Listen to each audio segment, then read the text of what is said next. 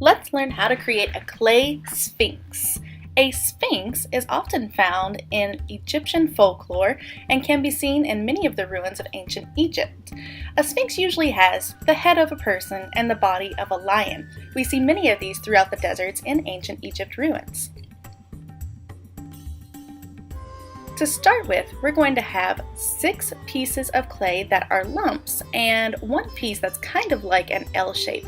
You're also going to need a scratching tool, such as a wooden skewer and a bucket of water. The reason we'll need these is because we need to slip and score. To score means to scratch the clay. It's very important that you do this before sticking 2 pieces together or they will fall apart.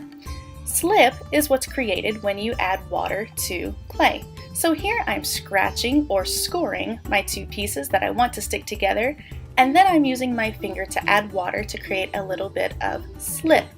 Now when I put the leg onto the body of my sphinx, I can smooth those edges together just to give it a little bit of an extra hold.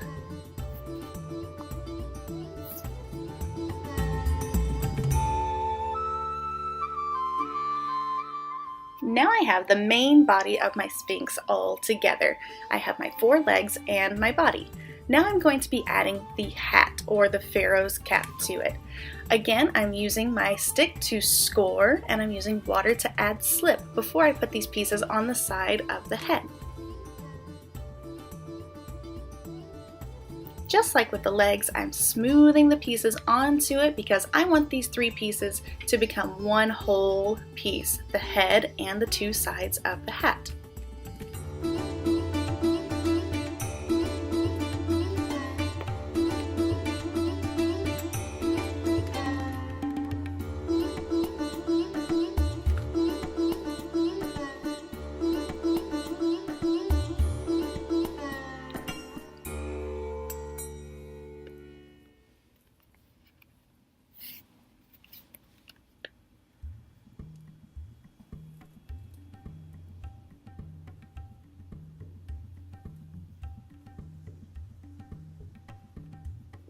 Now I've got the basic shape of my sphinx head, body, and hat.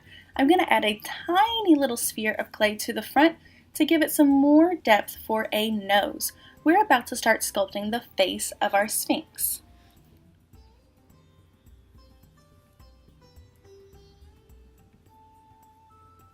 I'm pinching the face into more of a triangle shape so that I can make it look more like a realistic bridge of a nose.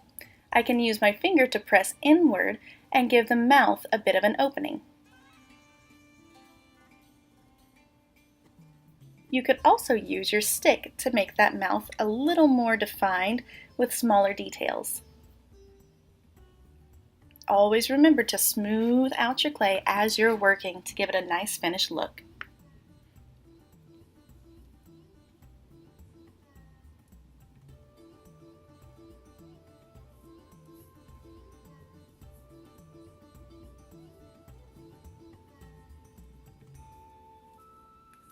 Now I'm using my stick to add more detail.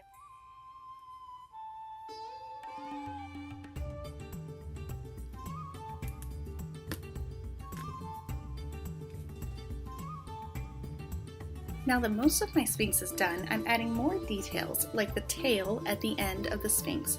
Again, I'm scoring the area where I want the tail to go, and I'll be scoring on the tail as well to give it a nice hold.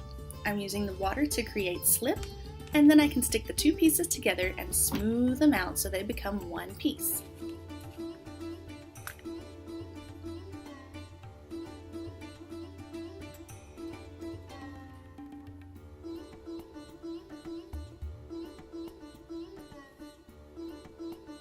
Now that most of my sphinx is together, I can start to add more details and really define those features such as the back legs, even the claws and the paws. And I can use my finger to add more slip and smooth out any cracks or lumps that I might have on my sphinx's body.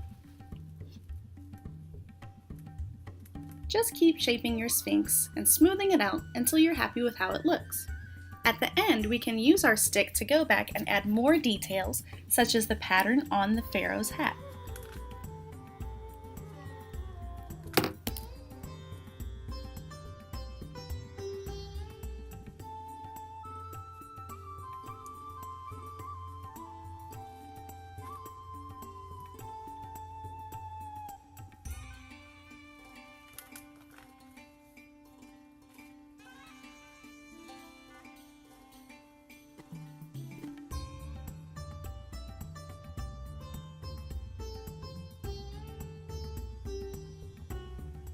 After I have all the lines on my hat, I'm adding a few indentions to show where the claws of the Sphinx are. After all, he does have the body of a lion, so why not make it more lion-y? After I give my Sphinx some time to dry, I can paint it. Maybe a gold, or an old brown, or even a sand color.